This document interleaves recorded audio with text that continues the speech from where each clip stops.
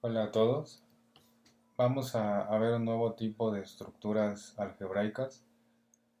Hasta el momento habíamos visto solo estructuras que se componían de sistemas algebraicos formados por un conjunto y solamente una operación binaria definida en ese conjunto. Y estas eran las estructuras de grupo y las estructuras de grupo abeliano. Y comentamos que la única diferencia que existía entre estas dos estructuras es que aquellas que son de grupo abeliano cumplían el axioma de conmutatividad de forma adicional a los cuatro axiomas que cumplía una estructura de grupo, que era cerradura, asociatividad, la existencia de un elemento idéntico y la existencia de un elemento inverso. En este video entonces vamos a platicar de una nueva estructura algebraica que va a ser esencial cuando nosotros entremos a hablar de la definición de espacios vectoriales. Y la primera diferencia que tiene esta estructura con las otras dos es que aquí vamos a trabajar con sistemas algebraicos formados por un conjunto y dos operaciones binarias. Estas dos operaciones binarias, así como están denotadas en esta diapositiva, se parecen mucho a lo que es una adición usual y una multiplicación usual, sin importar el conjunto en el que estén definidas. Y hay una razón para eso que la vamos a platicar un poquito más adelante cuando veamos algunos ejemplos de estructuras de campo. Entonces, así como cuando platicábamos de una estructura de grupo y una estructura de grupo abeliano, que vimos toda la lista de axiomas que se tenían que cumplir para que nosotros pudiéramos decir que se trataba de un grupo o de un grupo abeliano, aquí en esta diapositiva vamos a encontrar la totalidad de axiomas que tenemos que validar para poder establecer que cierta estructura, que cierto sistema algebraico tiene una estructura de campo, o en algunos libros también se les conoce como estructuras de cuerpo. Entonces, así como están enlistados los axiomas, están separados por operación. Estos primeros 5 que ustedes ven aquí están asociados para la primera operación, que es la que les decía que se parece a una suma usual. Después, en la siguiente diapositiva, lo que vamos a encontrar son otros 5 axiomas que están asociados únicamente a la segunda operación binaria. Y finalmente tenemos un axioma que es el único que relaciona de forma directa ambas operaciones binarias. De forma directa porque existe una relación indirecta que vamos a platicar también en un momento. Entonces son en total 11 axiomas los que nosotros tenemos que validar para poder establecer que cierto sistema algebraico forma una estructura de campo. En principio podrán parecer muchos axiomas, pero vamos a platicar una forma en la cual lo podemos expresar en 3 principios. Vamos a concentrarnos en estos primeros 5 axiomas que les decía que están asociados únicamente a la primera operación binaria. Y nos dice que se tiene que cumplir el axioma de cerradura, asociatividad, existencia de elemento idéntico, existencia de elemento inverso y conmutatividad. Estos 5 axiomas solamente para la primera operación binaria. Es decir, si nosotros solamente validamos estos 5 axiomas, en realidad estaríamos trabajando con un sistema algebraico que se forma por el conjunto S para este ejemplo. El conjunto S y solamente la primera operación binaria. Y si ustedes recuerdan, pues estos 5 axiomas que tenemos aquí son exactamente los 5 axiomas que tendríamos que validar para establecer que este sistema algebraico tiene una estructura de grupo abeliano. Son exactamente los 5 axiomas. Entonces nosotros podríamos resumir la validación de estos 5 axiomas si decimos que el sistema algebraico que se forma por el conjunto en cuestión y solamente la primera operación binaria forma una estructura de grupo abeliano. Si esto se cumple, entonces es equivalente a decir que se cumplen estos 5 axiomas. Algo que tenemos que tener presente es que uno de los axiomas más importantes de esta validación de grupo abeliano para este sistema algebraico es el axioma del elemento idéntico. Cuando nosotros validemos este axioma y encontremos cuál es el elemento idéntico, usualmente decíamos que lo vamos a denotar con la letra E, a este elemento idéntico le vamos a llamar como el cero del campo. Es muy importante que lo tengamos presente porque hay muchos ejercicios donde hacen referencia a este elemento y hacen referencia a él con el nombre del cero del campo. Y también tiene su importancia en algo que vamos a platicar ahorita. Entonces, los primeros 5 axiomas los vamos a resumir diciendo que este sistema algebraico, omitiendo la segunda operación, debe tener una estructura de grupo abeliano. Si nos pasamos a los siguientes 5 axiomas del 6 al 10, decíamos que estos 5 axiomas solamente toman en consideración a la segunda operación binaria. Y son los axiomas otra vez de cerradura, asociatividad, existencia de un elemento idéntico, existencia de un elemento inverso y conmutatividad. Entonces podrán notar que otra vez son los mismos 5 axiomas que se necesitan para establecer que un sistema algebraico tenga una estructura de grupo abeliano. ¿Cuál es la diferencia? Que los primeros 5 están asociados a la primera operación binaria y los segundos 5 axiomas están asociados a la segunda operación binaria. Entonces, en principio podríamos decir que si tomamos al conjunto S y lo juntamos con la segunda operación binaria, este nuevo sistema algebraico tendría que tener una estructura de grupo abeliano. Y eso sería casi cierto. ¿Por qué casi cierto? Porque aquí hay un axioma que cambia un poquito. Si nos vamos al axioma número 9, que habla de la existencia de un elemento inverso, noten que aquí tenemos una condición adicional. Dice, para todo A que pertenezca al conjunto S y que además A sea distinto de E, recordando que E es como habíamos llamado al elemento idéntico para la primera operación o a ese que vamos a conocer como el cero del campo. De ahí la importancia de que nosotros sepamos que cuando un ejercicio nos habla del cero del campo, nosotros inmediatamente lo relacionamos con el idéntico para la primera operación.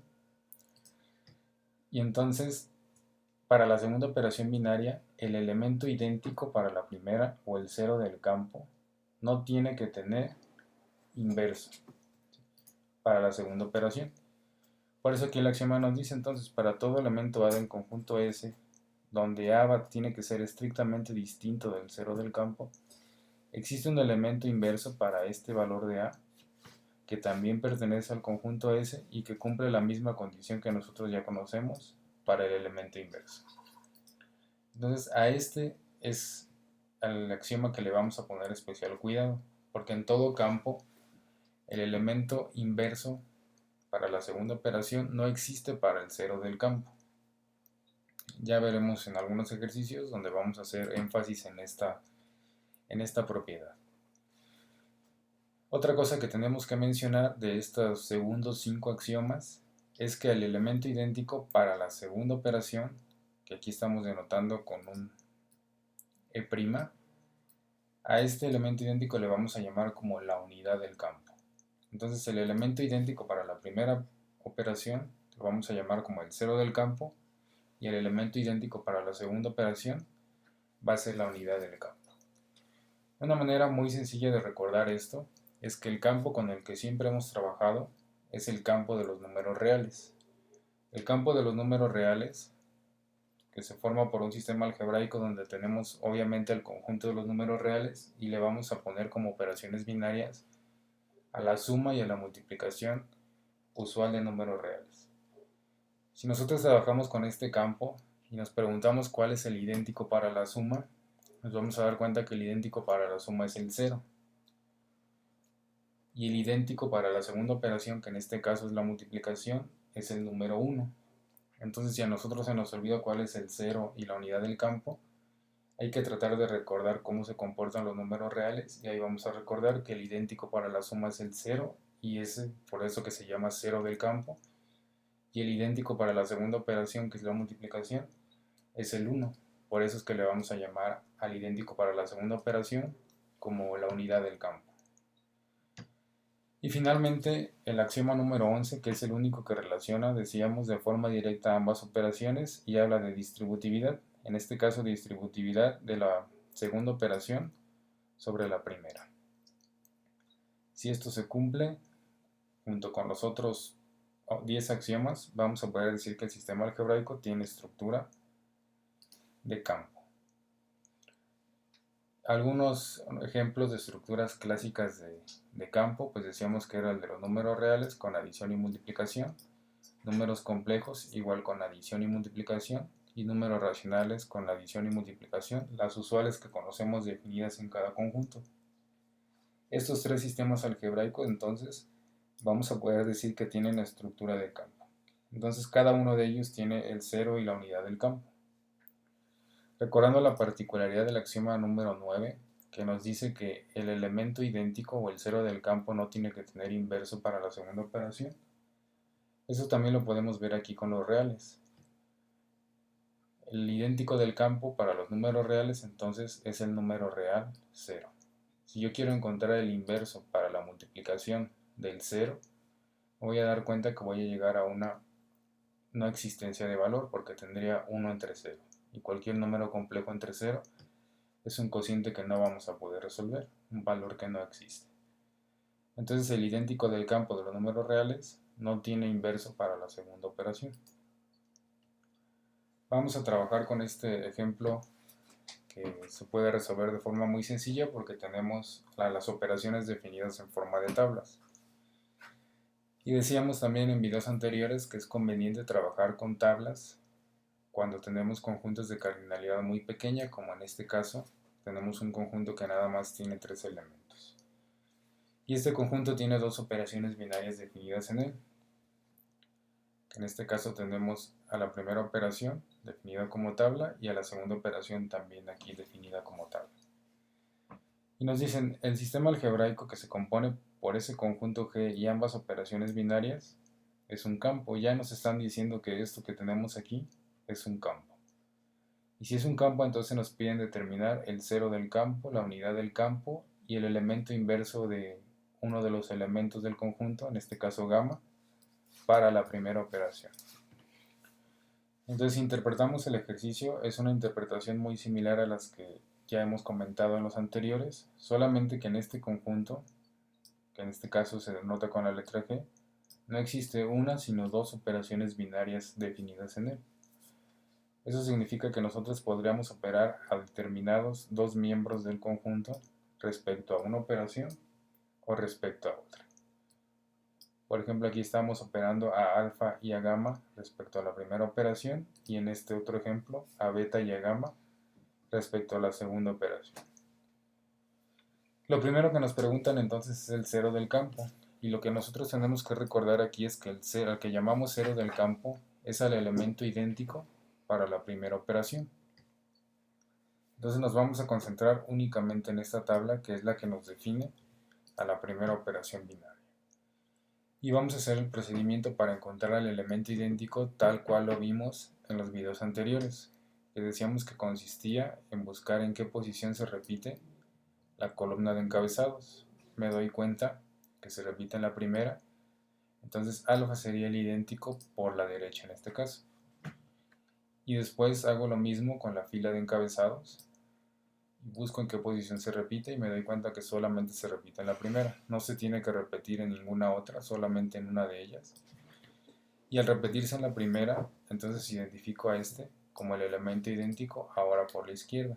Siendo estos dos iguales, entonces ya puedo concluir que alfa es el elemento idéntico para la primera operación y en consecuencia es el 0 del campo. Aquí también les pongo de forma desarrollada cómo encontrar entonces al elemento idéntico y al que vamos a llamar al 0 del campo. Después nos preguntan cuál es la unidad del campo. La unidad del campo, entonces nosotros tenemos que recordar que cuando me hablen de unidad del campo me están pidiendo al elemento idéntico para la segunda operación binaria.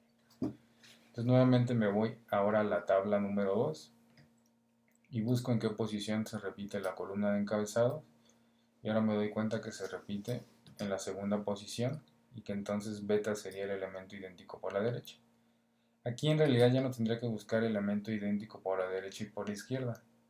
¿Por qué? Porque si esto ya me están diciendo que todo esto es un campo, significa que en algún momento alguien tuvo que haber hecho la validación y establecer que esta operación es conmutativa y esta también. Entonces al ser conmutativa yo nada más puedo buscar a uno de los idénticos, izquierdo o derecho, y ya sé que tienen que ser iguales porque sé que existe el elemento idéntico. De cualquier forma lo podemos buscar, como es mediante tablas, pues se hace muy sencillo. Buscamos en qué posición se repite la fila de encabezados y me doy cuenta que otra vez se repite en la de beta. Entonces el elemento idéntico para la segunda operación es beta y es al que vamos a llamar como unidad del campo. De igual forma aquí está el desarrollo completo y la expresión de la unidad del campo. Es común que en ejercicios tipo serie o los que vamos a realizar aquí, entonces recuerden que el 0 lo vamos a denotar con la letra E y la unidad del campo usualmente se le asocia a la letra U. Y entonces ya tenemos el 0 y la unidad del campo, y en el inciso número 3 nos piden encontrar el elemento inverso de gamma para la primera operación. Entonces nos vamos a ubicar, vamos a encontrar el elemento gamma en la columna de encabezados, y lo que me piden es encontrar el inverso para la primera operación.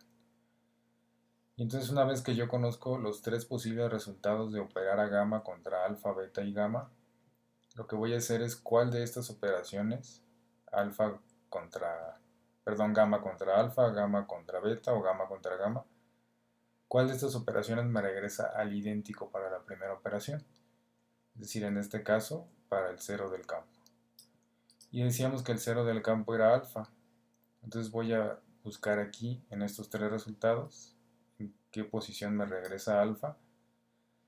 Y me doy cuenta que entonces que si yo opero a gamma contra beta, obtengo como resultado al elemento idéntico para la primera operación. Eso significaría entonces que beta es el elemento inverso de gamma para la primera operación. De igual forma, aquí está explicado con otras palabras el mismo procedimiento que les acabo de comentar. Y entonces así de manera muy sencilla se resuelve este ejercicio. Vamos a utilizar este mismo ejemplo para repasar la particularidad que habíamos comentado aquí en el axioma número 9. En el axioma número 9 nos dicen entonces que hay un elemento que no tiene que tener inverso para la segunda operación y que ese elemento es el 0 del campo. Entonces en esta tabla nosotros ya encontramos que el 0 del campo era alfa. Si yo me voy entonces a tratar de buscar el elemento inverso de alfa para la segunda operación, vamos a ver qué es lo que pasa. En esta segunda operación nosotros habíamos dicho que el elemento idéntico para esta segunda operación, o la unidad del campo, era beta. Y que entonces cuando queríamos validar la existencia de un inverso para cada miembro del conjunto, lo que hacíamos era buscar a ese elemento idéntico en todas las filas y en todas las columnas. Si encuentro a beta en la tercera fila y en la segunda fila, en la segunda columna y en la tercera columna, pero no lo voy a encontrar ni en la primera fila ni en la primera columna, que son las que están asociadas a alfa. Y como alfa es el 0 del campo, esto significaría que alfa no tiene inverso. Entonces, así es como se observa entonces una estructura de campo con el cual va a ser imposible que nosotros encontremos un elemento inverso para el 0 del campo. Esta es la razón por la cual, a pesar de que alfa no tiene inverso, esto sigue siendo una estructura de campo. Porque precisamente al ser el 0 del campo, no va a tener inverso para la segunda operación. Bueno, ahora vamos a continuar con otro ejercicio, que es el ejercicio número 2 de las diapositivas. Y en este ejercicio nuevamente trabajamos con un sistema algebraico entonces formado por un conjunto, que en este caso es el conjunto P, y dos operaciones binarias, en este caso denotadas con los símbolos de asterisco y delta. Y aquí nos definen el conjunto P, nos dicen que el conjunto P contiene a P minúscula, tal forma que esta P se pertenezca al conjunto de los números racionales. Entonces conjunto P no es otra cosa más que el conjunto de los números racionales. Y dos operaciones binarias, ya decíamos, denotadas con los símbolos asterisco y delta, que están definidas con las siguientes expresiones.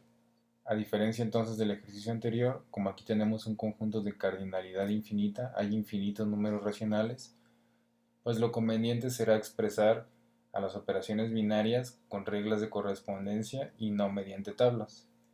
Tenemos entonces a la regla de correspondencia asociada a la primera operación, que es asterisco, y la regla de correspondencia asociada a la segunda operación. Noten que, como les decía, la primera operación binaria siempre se va a parecer mucho a una suma usual. En este caso es prácticamente la suma usual más un número, que en este caso es igual a 1. Y la segunda operación tiene que tener algo de multiplicación, entonces aquí tenemos una suma usual más el producto de ambos términos.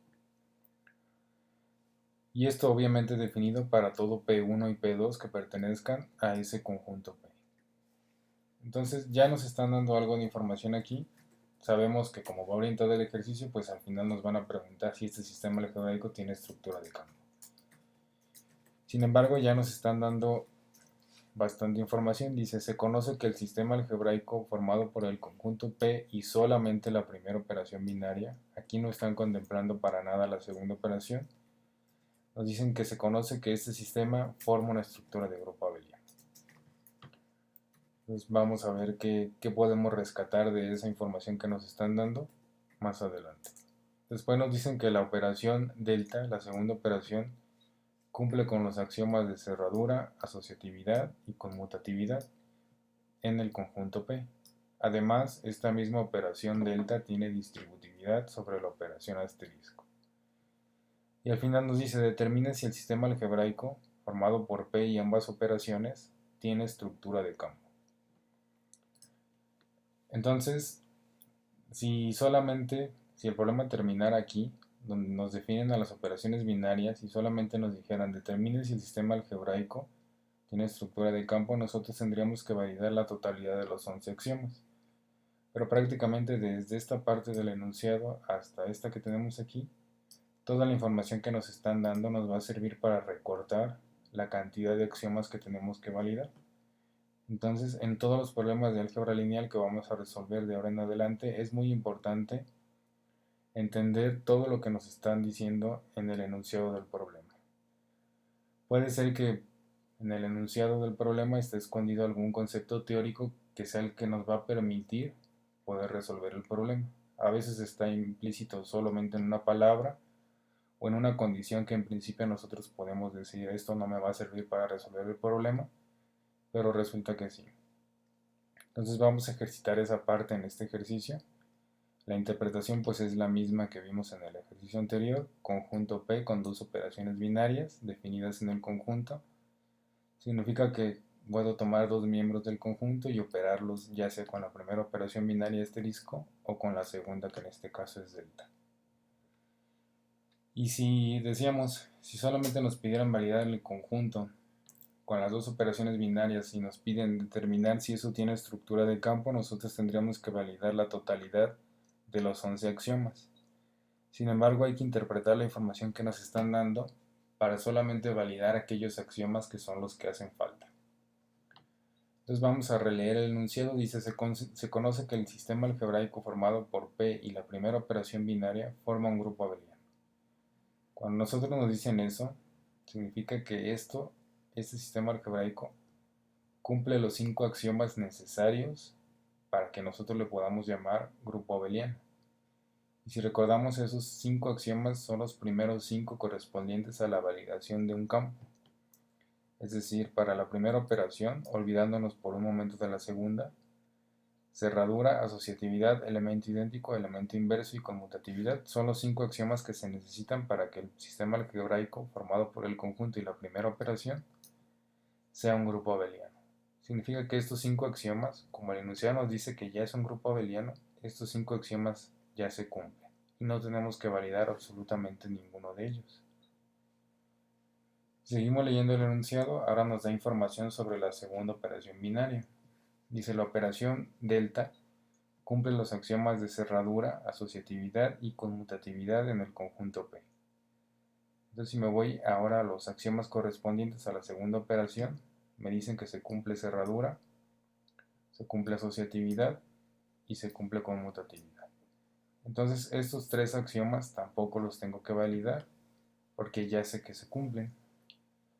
Y finalmente me dicen, además esta operación delta tiene distributividad sobre la operación asterisco.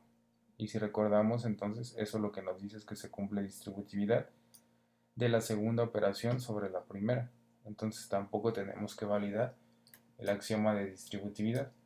Y entonces de la totalidad de 11 axiomas, en realidad si nosotros demostramos que existe elemento idéntico y elemento inverso para la segunda operación, vamos a demostrar que este sistema algebraico tiene estructura de campo.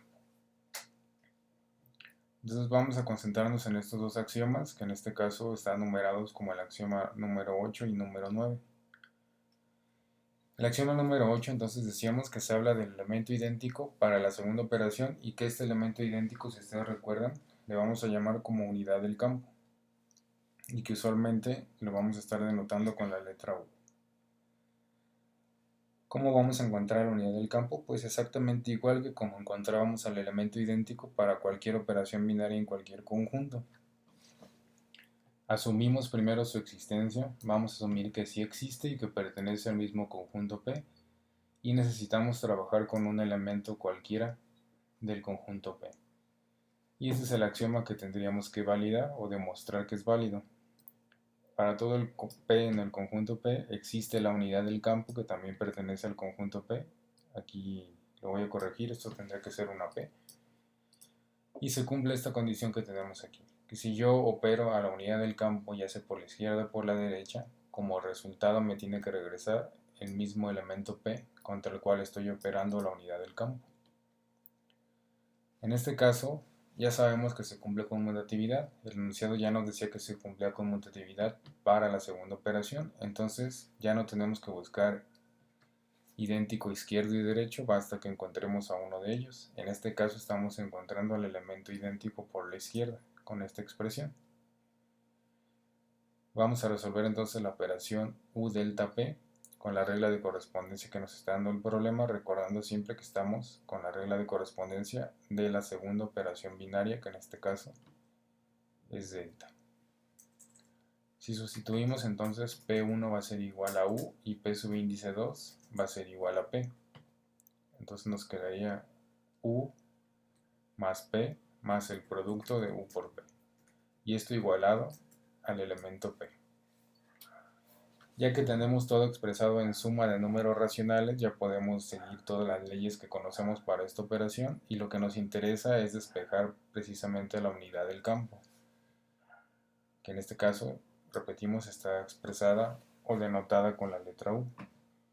¿Qué podemos hacer para despejarla? Pues como decimos coloquialmente, vamos a pasar a este más P restando el otro lado de la igualdad, o vamos a restar o a sumar el negativo de P de ambos lados de la igualdad, o el inverso aditivo de P. Cuando hacemos eso, entonces del lado izquierdo nos quedaría U más U por P, y del lado derecho tendríamos una resta que sería P menos P, y esto va a ser igual a 0. Finalmente factorizamos U, y entonces U multiplica el binomio de 1 más P, y está igualado al elemento 0. Si dividimos ambos lados de la igualdad entre el binomio 1 más P, nos quedaría entonces que la unidad del campo tiene que ser igual a 0.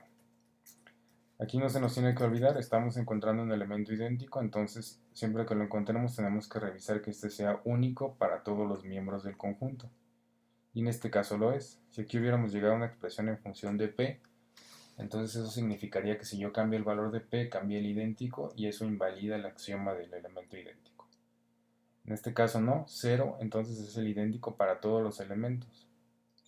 Entonces la unidad del campo existe, el idéntico para la segunda operación existe, y en este caso es el elemento 0. Con eso se valida el axioma número 8, el axioma correspondiente a la unidad del campo, y nos hace falta entonces encontrar el elemento inverso para la segunda operación, que es el axioma número 9. ¿Cómo lo vamos a encontrar? Pues otra vez vamos a seguir el mismo procedimiento que hemos estado haciendo en los ejercicios anteriores. Primero asumimos la existencia de ese elemento inverso y vamos a trabajar con un elemento cualquiera del conjunto P. Este es el axioma validar, recordando entonces que cuando yo opere a P contra su respectivo elemento inverso, lo que voy a obtener como resultado es el idéntico para esta operación, que es la unidad del campo.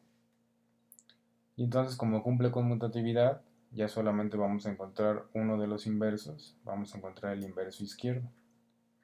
Entonces nos quedaría esta expresión, inverso de P delta P es igual a la unidad del campo. Resolvemos esta operación binaria con la regla de correspondencia de la segunda operación y me quedaría entonces el inverso de P más el producto del inverso de P por P. Y esto igualado a la unidad del campo que acabamos de encontrar que es 0, entonces solamente sustituimos el valor de la unidad del campo. Me interesa entonces de esta expresión encontrar al elemento inverso de P, es el que vamos a despejar. Y para despejar, pues igual que en el caso anterior, primero vamos a restar de ambos lados de la igualdad P, y me quedaría entonces inverso de P más el producto del inverso de P con P igualado a menos P. Factorizamos el inverso de P y entonces este multiplicaría el binomio 1 más P y estaría igualado otra vez a menos P. Finalmente dividimos ambos lados de la igualdad entre 1 más P y llegaría a esta expresión, que me dice que el inverso de P va a ser igual a menos el cociente de P sobre 1 más P. A diferencia del caso anterior que buscábamos al idéntico, aquí sí que queremos que cada elemento del conjunto, cada elemento P, tenga su propio inverso. Entonces aquí sí esperábamos una función en función de P.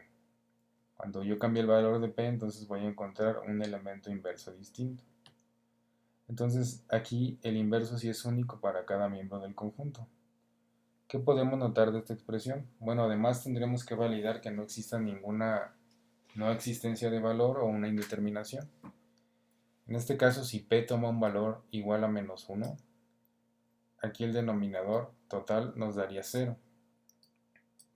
Y aquí tendríamos entonces, si P vale menos 1, tendríamos un cociente de menos 1 entre 0. Y esa es una no existencia de valor. Eso significaría que el elemento de este conjunto P, el elemento igual a menos 1, no tiene un inverso. En principio, esto invalidaría el axioma número 9 de la existencia de un elemento inverso para cada miembro del conjunto. Pero ¿qué tienen de particular los campos? Sobre todo para este axioma número 9, pues comentábamos que existe un elemento del conjunto que no tiene inverso para la segunda operación y que ese elemento es el cero del campo. Entonces aquí nosotros lo que acabamos de encontrar es que existe un elemento, el elemento P igual a menos 1, que no tiene inverso para la segunda operación. Si nosotros queremos estar seguros que este axioma se cumple, este elemento igual a menos 1 tendría que ser el cero del campo, que es el idéntico para la primera operación. Entonces tenemos que validar que efectivamente este elemento sea el cero del campo para poder decir que este axioma se cumple. Y aquí vamos a hacer la validación, entonces solamente se trata de encontrar, ya sabemos que sí existe porque el enunciado nos decía que el axioma número 3 asociado al cero del campo sí se cumple. Al decirnos que se forma un grupo abeliano con la primera operación, nos están diciendo de forma indirecta que este axioma sí se cumple, que sí existe el cero del campo. Entonces lo único que nos hace falta es encontrarlo y verificar que efectivamente se trata del elemento menos 1. Y entonces partimos del axioma del elemento inverso, del elemento idéntico, asumimos que existe y vamos a encontrarlo para un elemento P cualquiera del conjunto P. Ya sabemos que se cumple con mutatividad, entonces solamente trabajamos con el idéntico izquierdo. Y ahora vamos a trabajar con la regla de correspondencia asociada a la primera operación.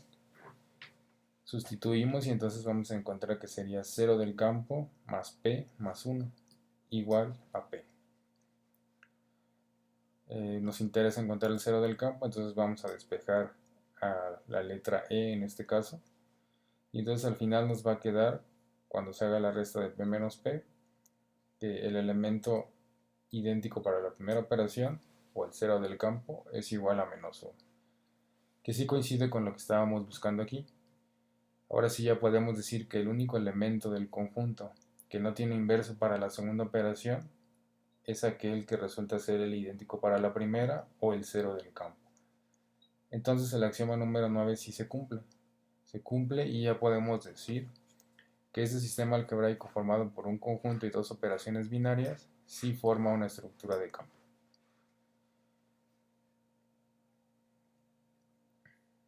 Bueno, finalmente vamos a resolver un último ejercicio, el ejercicio número 3 de las diapositivas, donde vamos a trabajar con el conjunto de los números racionales y dos operaciones binarias definidas en él.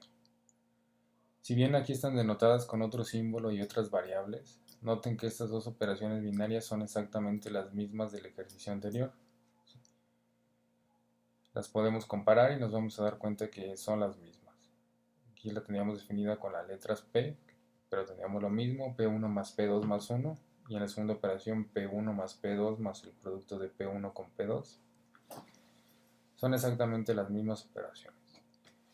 Solamente que aquí nos van a pedir algo distinto. Dice, si el sistema algebraico Q formado con esos, por el conjunto Q, y estas dos operaciones es un campo, aquí ya nos dicen que es un campo, cosa que nosotros ya sabíamos porque lo validamos en el ejercicio anterior. Nos piden determinar P y Q en los números racionales tales que se cumplan estas dos ecuaciones. La primera ecuación nos dice Q igual a E operado contra menos 2 utilizando la primera operación binaria, y la segunda expresión nos dice 2 operado con P respecto a la segunda operación binaria, y el resultado de esta operación lo vamos a operar con Q ahora respecto a la primera operación binaria, y eso va a ser igual a U. Ya nomás nos dicen que E y U son el 0 y la unidad del campo respectivamente. Entonces esto no es otra cosa más que un sistema de ecuaciones muy sencillo que nos piden resolver. ¿Cuál es la diferencia de este sistema de ecuaciones? Pues que este sistema de ecuaciones está en función de dos operaciones que no son las usuales. No son las usuales con las que nosotros trabajamos, pero conocemos sus reglas de correspondencia, y cuando nos dicen que esto es un campo, entonces otra cosa que nosotros podemos saber es cómo se comportan estas operaciones dentro del conjunto y qué propiedades podemos utilizar para poder resolver estas ecuaciones. Entonces, ¿qué nos están pidiendo? Nos piden, en términos sencillos, encontrar el valor de Q y el valor de P para que se cumplan estas dos ecuaciones. Y además nos están diciendo que E y U son el 0 y la unidad del campo. Entonces hay muchas formas de resolver este ejercicio. Podemos resolverlo de forma muy simple si nosotros calculamos el 0 y la unidad del campo y solamente vamos haciendo sustituciones y despejando. O podemos hacer uso de ciertas propiedades. Por ejemplo, aquí sin saber cuál es el elemento idéntico, que sí lo podemos saber porque lo podemos encontrar sin ningún problema ya que conocemos las reglas de correspondencia, o simplemente yéndonos al ejercicio anterior y sabemos cuál es el 0 del campo. El 0 del campo resultó ser el número menos 1. Pero yo puedo ni siquiera conocer cuál es el 0 del campo, pero yo sé qué representa el 0 del campo. Sé que es el elemento idéntico para la primera operación. Eso significaría que yo el resultado de esta operación, sin saber cuál es el valor del 0 del campo, yo sé que esto al final me va a dar menos 2. ¿Por qué? Porque al ser el 0 del campo para la primera operación, y aquí lo estoy operando respecto a esa misma operación, significa que el resultado tiene que ser este mismo número. Entonces desde aquí yo podría concluir que el valor de Q es igual a menos 2, que es al final a lo que se está llegando aquí. Aquí se hizo la sustitución, se tomó el valor del 0 y de la unidad del campo del ejercicio anterior y se llega a la misma conclusión. Si nosotros resolvemos esta operación para E igual a menos 1, con la regla de correspondencia de la primera operación, nos vamos a dar cuenta que Q es igual a menos 2. Igual a menos 2, ya nos podemos ir a la segunda operación, a la segunda ecuación, para que podamos encontrar entonces el valor de P. Aquí tenemos entonces la segunda operación. Vamos primero a sustituir los valores que ya conocemos. No conocemos a P, entonces P pasa exactamente igual. El valor de Q lo acabamos de encontrar, Q es igual a menos 2.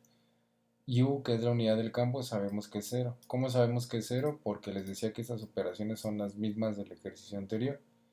Y entonces de ahí podemos tomar tanto el valor del 0 del campo como de la unidad del campo. Si el ejercicio fuera del mismo estilo pero con otras operaciones binarias, nosotros tendríamos que encontrar tanto al 0 del campo como a la unidad del campo para poderlas sustituir en este tipo de expresiones, o ponernos a inferir su comportamiento así como les planteaba. Bien, ahora que ya hicimos toda la sustitución, pues lo que sigue es que empecemos a resolver a las operaciones binarias. En este caso vamos a seguir la jerarquía de operaciones y vamos a empezar a resolver esta operación binaria. ¿Con qué regla de correspondencia? Pues con la de la segunda operación, que me dice que para todo A y B, entonces el resultado sería A más A por B más B.